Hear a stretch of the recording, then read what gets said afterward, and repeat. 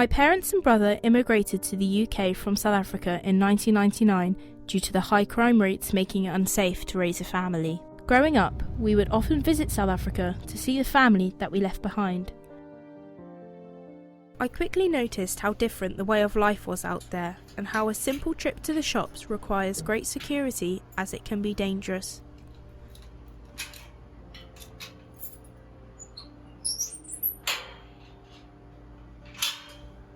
As I got older, it became apparent that a lot of people I spoke to in the UK about South Africa weren't aware of how severe the crime statistics are.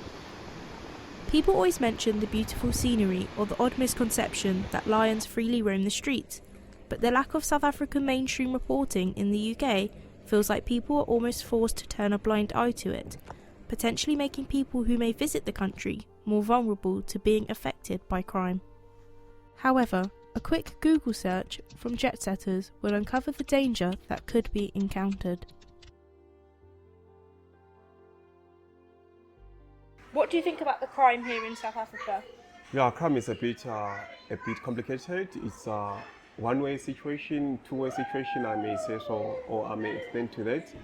But it's very important if we can, like as a community, we can just improve by making it happen to catch whoever be liable on crime rates. But yes, South Africa crime rate is a big and huge thing.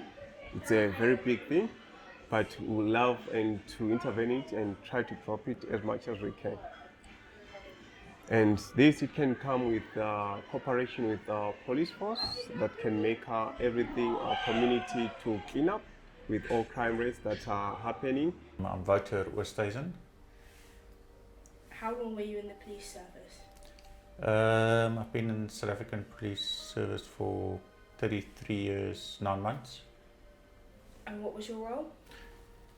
Well, it obviously differed from the time that I started until the time I ended, but for about half of my career, towards the last part of my career, I was in crime intelligence, working with statistics and analysis, etc. I'm speaking on my personal experience and not on the part of the organisation or anything like that. Why do you think so many people commit crime? The main thing, it can be poverty.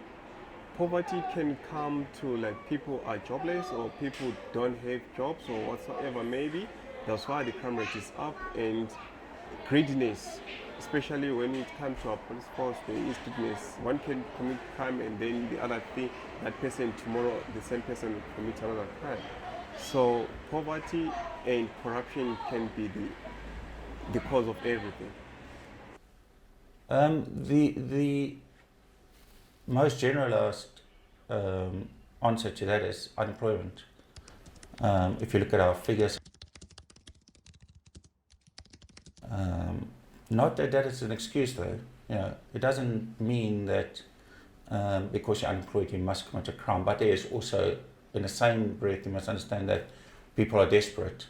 If you have children to feed, and I'm not saying it right, but if you have children to feed, you know, you're going to become desperate, you're going to commit a crime, to feed those children. A few reasons for the high rates of unemployment have been outlined as a lack of education and training. The number of jobs that are available does not accommodate for all of those entering the market. Higher wage demands will lead to a decline in employment, and strikes will discourage investment, leading to a further decline in employment. And a lack of interest and support for entrepreneurs. Government legislation is complicated and costly, making it near impossible for the average South African to start a business. However, if you look at our different crimes, it's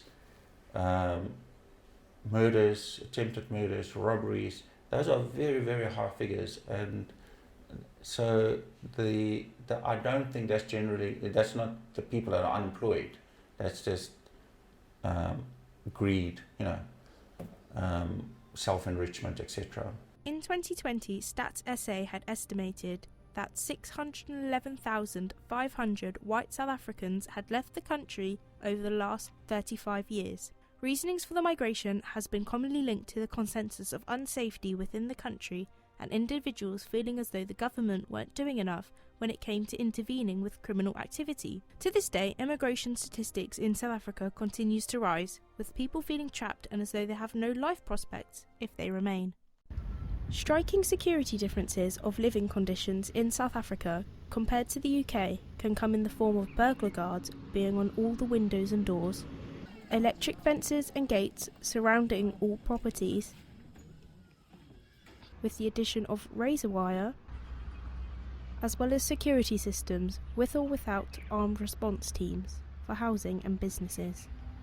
Many poorer areas and townships are not able to have these types of protection, therefore opening them up to be some of the worst victims of crime.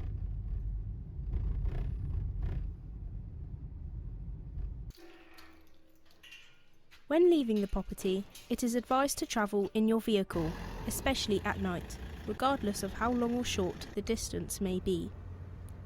Even then, you are still at a high risk to crime, so it is advised that you drive with the doors locked and keep the windows up in known dangerous areas and especially at intersections. Hi, I'm Robin Johnson.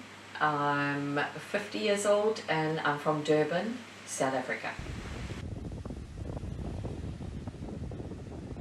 How long have you lived in the UK? I've been in the UK since 1997, so almost 25 years. What has been the main difference between living in South Africa and the UK? In South Africa, it's a lovely country, very pretty, but not as safe and more expensive. My family had a home invasion. My dad was affected first, the home invasion. My dad went to investigate and he was stabbed repeatedly. He called for help and my brother came to his rescue in the house and trying to protect his father. He was stabbed repeatedly and died trying to save our father. My mum was luckily unaffected, but while my brother lay dying, they tied my father up, ransacked the house and left. Luckily my father was able to break free from his ties and ran to a neighbour, and this alerted the police to come to the family's assistance, but my brother was pronounced dead upon the ambulance arrival. For some reason our crime has got a high level of violence. I think overall, that's generalizing, very high level of violence, which we don't always understand why. You know, why if you break into someone else's house, do you have to beat them up or murder them? Why not? You know, you're there for burglary. Why not just commit the burglary? Why, you know, go that extra length and hurt someone? That's like, don't quite understand that part. So yeah, our level of violence in South Africa, our crime, it's very high, that level of violence, which is not good.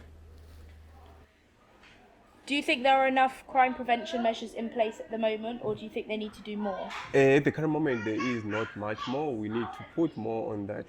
Regardless of the police force, those are the people who may protect us, protect the community, protect the people so that the crime rate can drop down. What happened? Okay, so June 2021, during lockdown, there was obviously a lot of unemployment. A lot of businesses couldn't operate. A lot of people had lost their jobs, and then what also happened was that the former president was put into prison and locked up, and a whole group of his supporters were not happy with that, and they basically. It's hard to say whether it was, I think it was probably a combination of both, the unemployment rate mixed with the fact that, you got your opportunistic criminals that just took advantage of that whole situation. And yeah, we woke up one morning and I saw a huge fire. and we saw that it was a shopping centre that had burnt down. And so after that had happened, we realized what was going on, that there were groups all over the city that were looting and burning places down, and just doing a lot of crime. I was told how these barriers were put up in the middle of the freeway to stop looters from running across to steal or cause further damage. And that is when I phoned the ladies that work for me, the staff members, and asked them what the situation was in Howick, where our one branch was.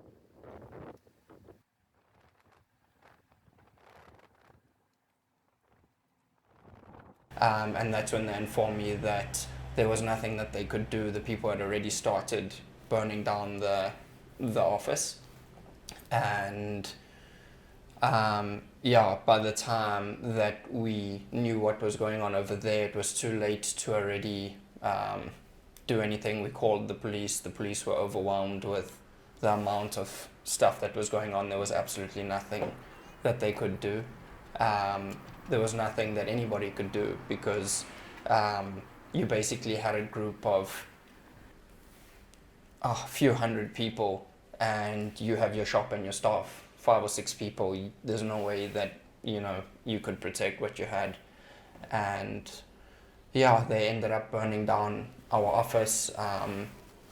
They literally everything that I had worked 4 years for was lost in a few hours, and that resulted in us closing the business down, and those staff members had lost their jobs. So it wasn't very nice, but it happened to a lot of people. There were many businesses that lost everything, or were at least put into huge financial difficulty because of the looting. After speaking off the record to an ex-police officer, I was informed that a lot of people refrain from reporting crime due to the language barriers. South Africa has 11 national languages, making it hard for people within the police department to accurately translate individuals' statements. Serious crimes have got a higher rate of reporting, like robberies, obviously murders, attempted murders, theft of motor vehicle. All of those have got a high percentage. So your lower reported crimes,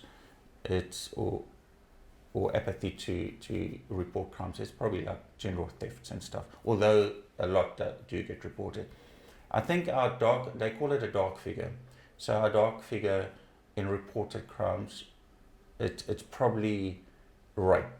Globally, it is estimated that 1 in every 3 women are sexually assaulted in their lifetime. The South African police estimate that a woman is raped every 36 seconds.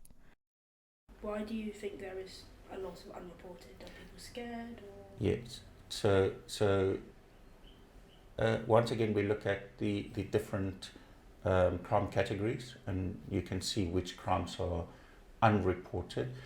Let's look at thefts, for example. My phone is stolen, or something lesser, my hose pipe is stolen. People are less likely to report that because they say it's going to go nowhere. So the attitude is it's going to go nowhere, and the police aren't going to be able to do anything about it, so it goes unreported. And do you think there are any racial inequalities in the justice system and how the police work? In that term, I'm not quite sure, but there is no justice that is full. If there is full justice, then there won't be any crime rate.